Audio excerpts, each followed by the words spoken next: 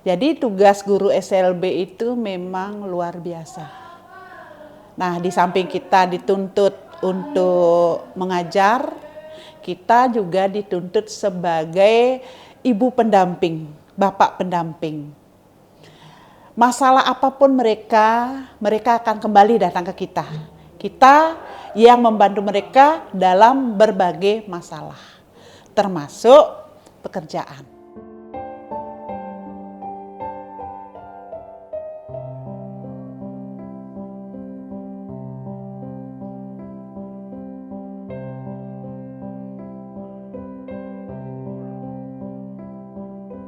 Pertama kali saya mencarikan mereka kuliah dan mendorong mereka itu untuk setara dengan yang teman-teman yang reguler atau yang tidak mengalami hambatan seperti mereka gitu.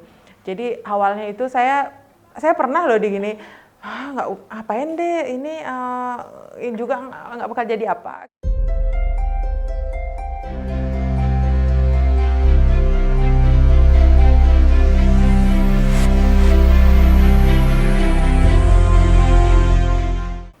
Nama saya Luhmade Suriwati, saya mengajar di sebuah SLB di Bali. Saya seorang guru sejak 2009. Gimana ya, saya mau ngajar disabilitas itu mungkin karena panggilan jiwa kali ya. Kita itu sebagai manusia, kita harus saling berbagi, saling memahami satu dengan yang lain.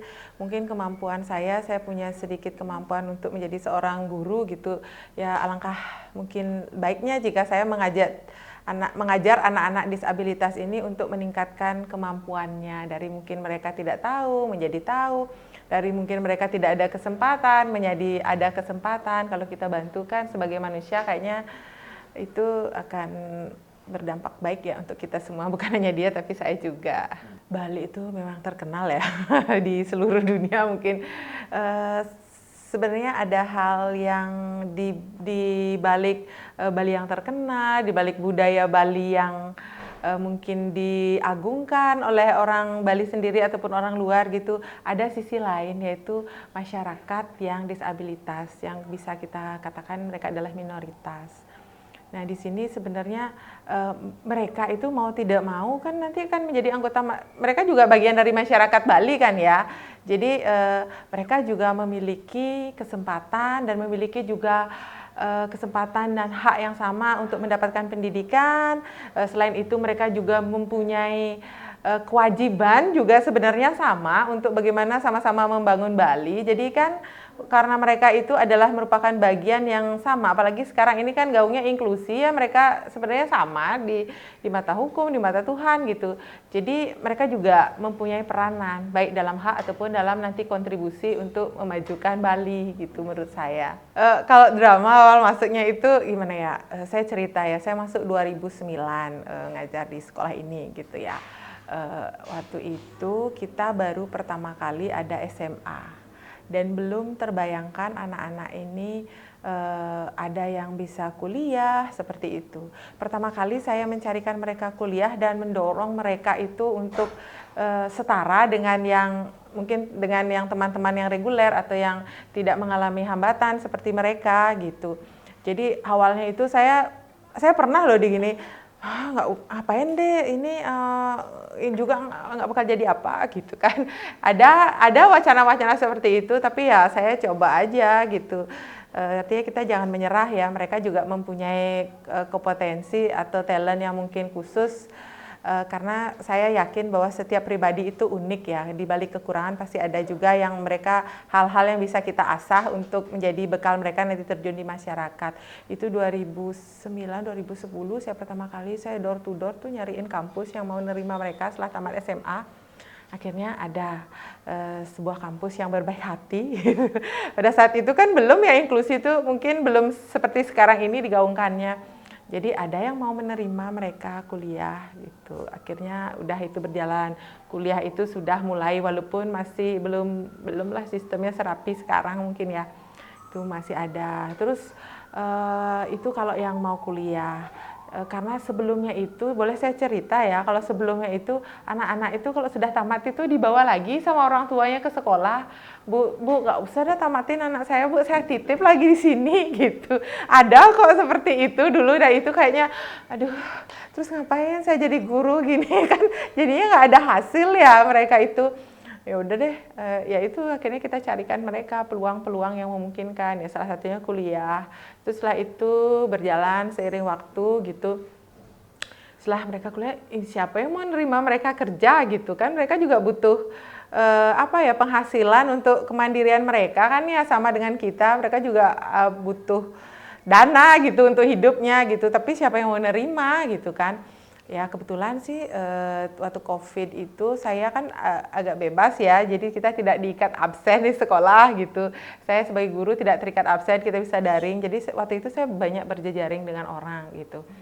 Dan ada yang menawari, Bu Suri mau nggak kita coba yuk untuk anak-anak ini kita carikan kerja, kita magangkan dulu, dan beberapa NGO waktu itu mensupport saya untuk melakukan hal seperti itu. Jadi ya oke deh, saya bicarakan dengan atasan. Awalnya sih pesimis ya, aduh gimana nanti gitu kan atasan saya, ya tapi ya Bu kita coba aja gitu. Akhirnya kita mengalir, kita coba dia magangkan di hotel. Di Bali kan senternya dunia industri hospitality ya. Jadi hospitality industri itu sangat support, dan akhirnya mereka mau menerima magang anak-anak. Waktu itu 2019 ya. Itu pertama kali kita magangkan beberapa anak di beberapa hotel di Bali.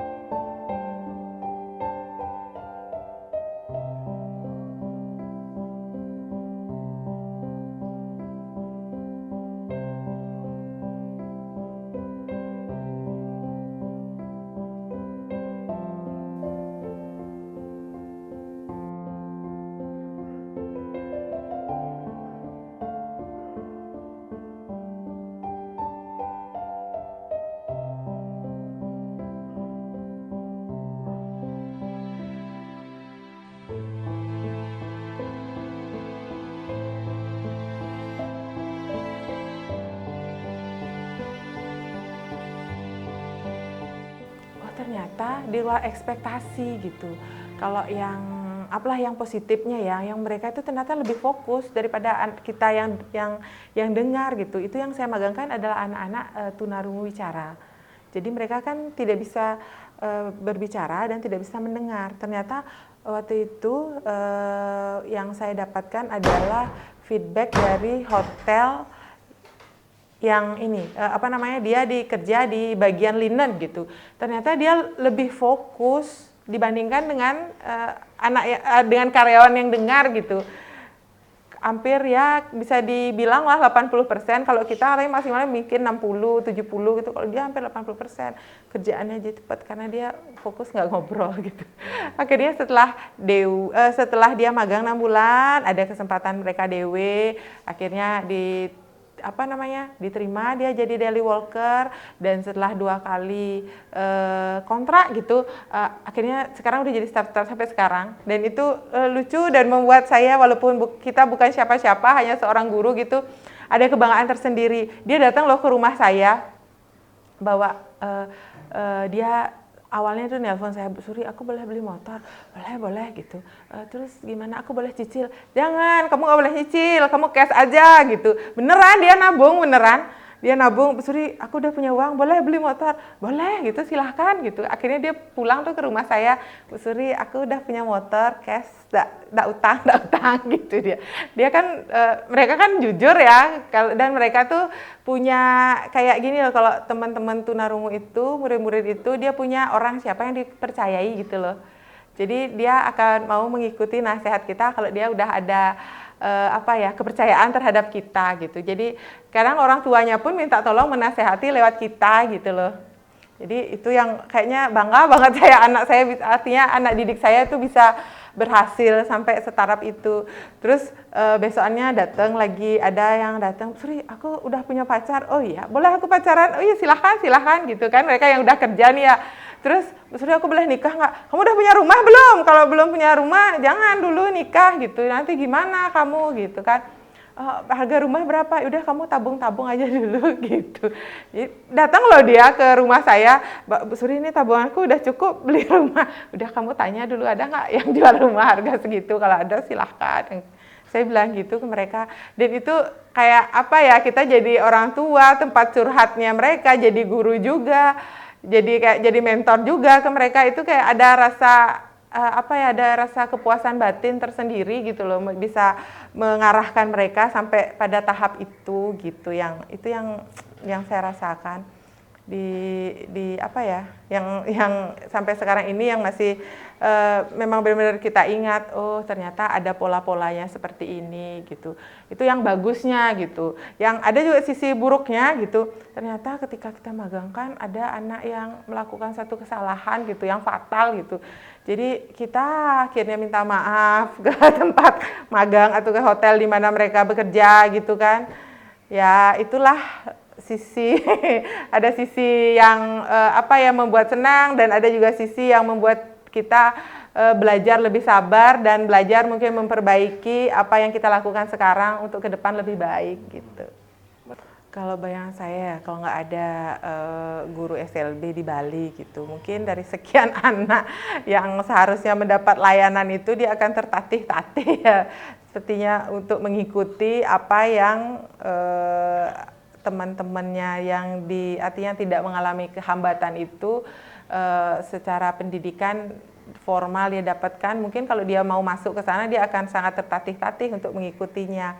Ibaratnya ya, kalau kita ini kayak kue gitu, Bali itu jadi satu yang utuh, mungkin akan sebagian dari sekian persen anak itu akan menjadi bagian yang mungkin tidak cantik kelihatannya gitu.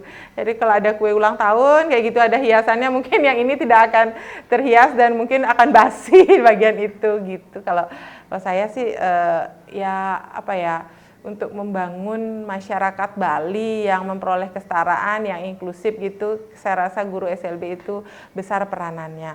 Selain untuk disabilitas itu, sebenarnya kita itu juga akan memberikan kayak gambaran kayak role model kepada teman-teman yang mungkin guru lain yang mengajar di sekolah reguler, bahwa kalau ada yang nakal kayak seperti itu, mungkin mereka mengeluh atau bagaimana, kalau melihat kita yang di SLB memperlakukan anak-anak yang mungkin perlu effort yang lebih daripada itu, mungkin mereka akan termotivasi dan tergugah hatinya sih kalau menurut saya. Kalau nggak sekolah itu ya mungkin sama dengan kita beberapa puluh tahun yang lalu ya, yang belum semua tersentuh itu. Saya rasa mereka akan termarginalkan dan akan ada stigma yang keras di masyarakat, akan terjadi kotak-kotak yang lebih. Itu akan membuat mereka artinya merasa jadi orang yang terabaikan mungkin ya, kalau dengan teman-teman disabilitas itu. Dan satu sisi juga saya rasa jika mereka akan bisa berontak gitu juga kan ya, menuntut haknya mungkin ya, dan itu akan berdampak pada situasi yang akan buruk lah kalau menurut saya ya. Akan banyak bullying, akan banyak, kalau kita bilang kasar dari pihak mereka, karena tidak kita didik kompetensinya seperti apa, kita tidak tingkatkan kompetensinya, mungkin aja akan ada kriminalitas gitu yang melibatkan mereka gitu sih kalau saya lihat. Jadi akan berdampak kurang baik lah kalau tidak ada pendidikan untuk mereka. Kalau ke depan sih harapan saya kita semua bisa bersinergi gitu. Kalau harapan saya tidak hanya guru SLB saja, tidak hanya guru untuk disabilitas saja, tetapi semua stakeholder itu kita saling mendukung untuk memberikan kesamaan hak ya bagi teman-teman disabilitas itu. Bukan hanya kesamaan hak, tetapi juga menanamkan apa yang menjadi kewajiban dia, teman-teman disabilitas itu di masyarakat. Itu yang kalau kita bisa bersinergi kan, bukan hanya menggaung-gaungkan hak gitu, tapi akhirnya nanti jadinya eksklusif untuk mereka, kan itu tidak bagus juga ya dampaknya. Tapi kita bersama-sama bersinergi, kita saling menghormati keberadaan dari anak-anak itu sesuai dengan kapasitas mereka gitu, sehingga kalau kita sudah bersinergi, saling menghormati yang disabilitas, menghormati teman yang tidak non-disabilitas, tidak menuntut terlalu banyak, bisa memposisikan diri sesuai kapasitas gitu. Dan teman-teman yang tidak non-disabilitas pun bisa mendorong mereka tanpa menyudutkan mereka, tanpa memberikan stigma atau bullying gitu misalkan. Kan kita bisa inklusi ya, kalau inklusi kan bisa jalan bersama, berbarengan, menuju masyarakat yang lebih baik sih kalau saya rasa begitu. Kita harus bersinergi, nggak harus dari sektor pendidikan saja, tapi semua sektor kan karena kita ini harus saling mendukung satu dengan yang lainnya.